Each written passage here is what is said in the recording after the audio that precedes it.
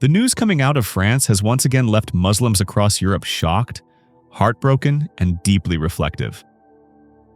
The French Council of the Muslim Faith, CFCM, issued a statement describing a disturbing incident that took place in broad daylight inside a mosque in Le Puy-en-Velay in the Haute-Loire region of France.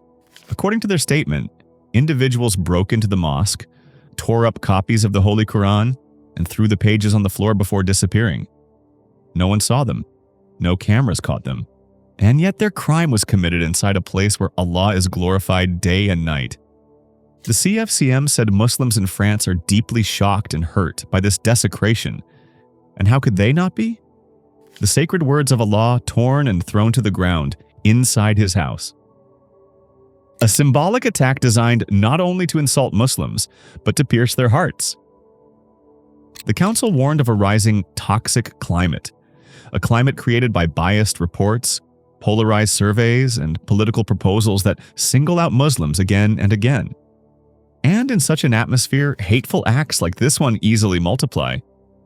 But this was not the only incident. Just days earlier, the Montreal-Lacluse Cultural Center, affiliated with the Turkish Muslim organization DITIB, found a bullet in its mailbox. A firearm bullet. Left deliberately.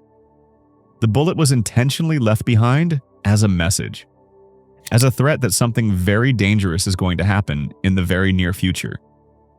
The association condemned it, reminding the public that this attack targeted not just the Turkish community, but the very idea of living together in peace. They vowed to pursue all legal measures and to take the matter extremely seriously. But now comes the part that needs to be said, the part that every Muslim feels but many hesitate to express openly. Yes, these acts hurt us. They wound our sentiments. They offend our faith. But let one thing be clear, they do not harm Islam, and they do not harm Allah's book because the Quran is just not any ordinary book. It's the words of the Creator. It can never be harmed. The Quran that was torn in France? Yes, those physical pages were desecrated, but the words remain untouched, preserved and protected, written in the hearts of billions, safeguarded by Allah Himself.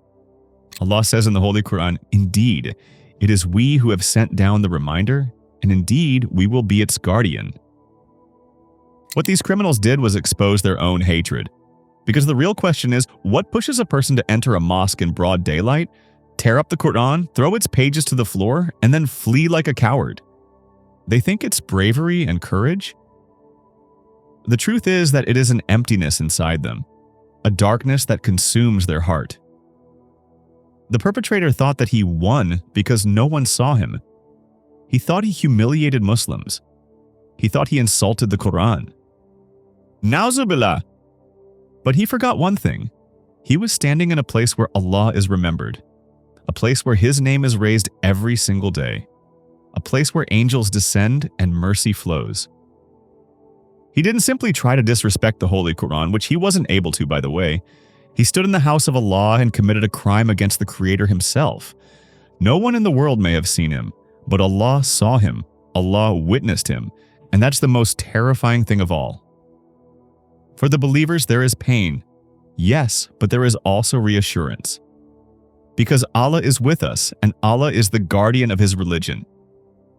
For the one who committed the crime? He may be smiling today and may be proud of what he thinks he achieved. He may be boasting that he escaped without being caught, but he has made Allah his adversary. And when Allah becomes the opponent of a person, then tell us, who is at a greater loss?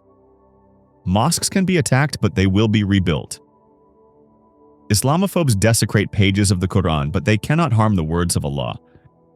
Believers can be shaken, but they never fall, because they know that Allah is the all-seeing, the all-knowing. The real tragedy is not ours.